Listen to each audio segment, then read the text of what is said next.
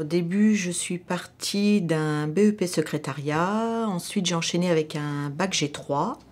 J'ai continué en fac de droit. J'ai opté pour le médical. Donc, j'ai commencé dans une société d'ambulance comme secrétaire comptable.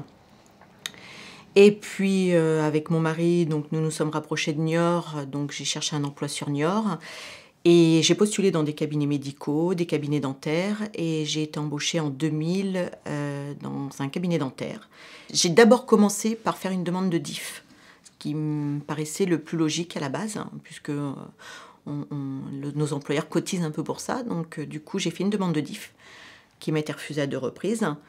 Alors j'ai choisi la formation de secrétaire médical et médico-social, hein, qui me donnait le statut de bac. Ce diplôme m'a permis en fait de faire une formation à distance sans être obligée de reprendre mes études et de quitter mon emploi. Donc ça a été beaucoup plus simple. Alors le déclic pour me lancer dans cette formation a été basé sur le fait que j'occupe l'emploi d'assistant dentaire depuis 13 ans. J'ai voulu avoir un complément, changer un petit peu au niveau du poste, pas être toujours au poste d'assistante dentaire.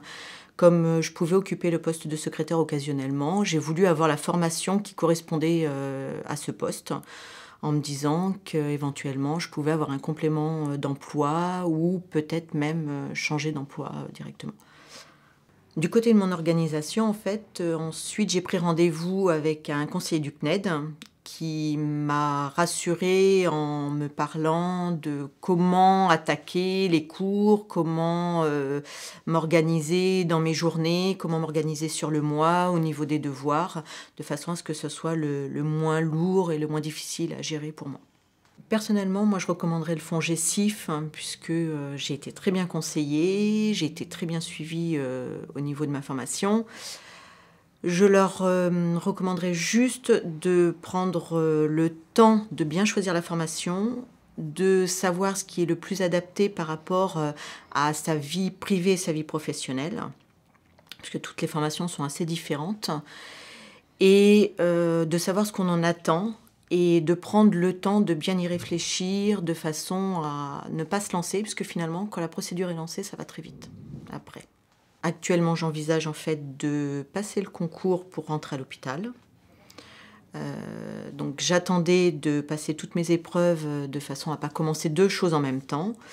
Et éventuellement, en attendant, de peut-être travailler dans un cabinet médical quelques heures pour compléter en fait mon temps partiel. Donc je remercie le CNED ainsi que le FONGECIF de leur soutien, de leurs encouragements et de m'avoir soutenue lors de ma formation. Et comme 2013 est l'année des 30 ans du FONGECIF, je leur souhaite un bon anniversaire.